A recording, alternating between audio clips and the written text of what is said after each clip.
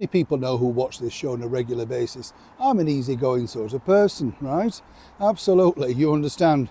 Very rarely get annoyed. Self-service checkouts, all that sort of stuff drive you insane, don't they? That you've got to get your card out, you've got to back it all, you've got to scan it. And then, of course, somebody comes past and says, we'll shut in 5 minutes, and it's your fault, you know. You feel like you should give a hand on packing and put all the trolleys back. That's how bad service has become. But it's interesting to see, isn't it? Because and this is a question really, and it's a sort of thing I'd love your feedback on. Is it like this everywhere in the world?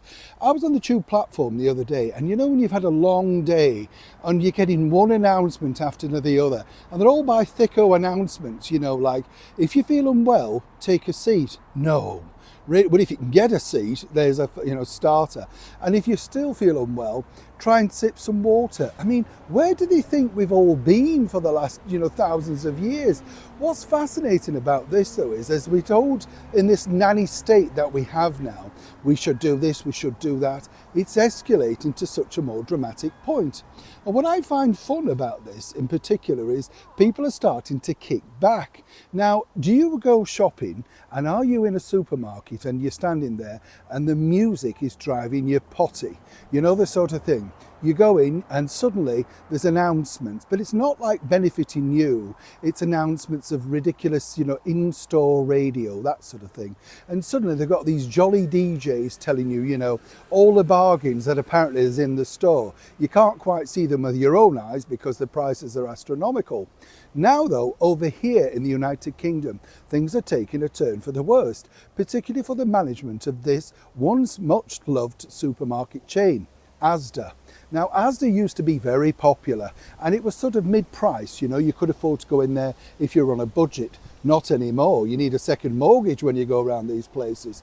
But apparently the staff are revolting, and I'd love to know what you think about this, because the true problem is this. The music that they played, well, they used to have all the hits, from the big stars like Britney Spears, Ed Sheeran, Taylor Swift, playing music, which was okay for the staff. At least they had something to listen to.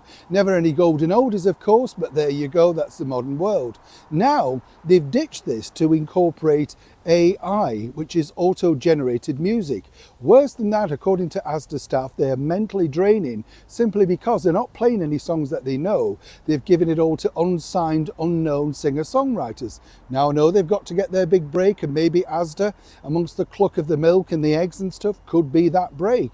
But the bottom line is the staff are saying we're not going to continue to work in this because it's just driving us potty. And I wanted to know, what drives you potty when you're out and about every single day? Potty, by the way, is nuts, mental, annoyed, that sort of stuff. I have to tell you because you never know if you understand my phrases. I've got so many things I can't begin to tell you. I get angry from the minute I get up because it's beeping noises, doors telling you that doors are opening even though you can see it with your own eyes, and you can't have 5 minutes peace on the bus dropping off, can you? Because everybody's waking you up with another announcement. So what really annoys you? And is it like this in your part of the world? Annoying sort of things put together by these large companies that should be more welcoming rather than annoying you to the point where you're running for the exit door? Or is it just me? Don't all answer at once. Neil Sean in the very heart of Yorkshire.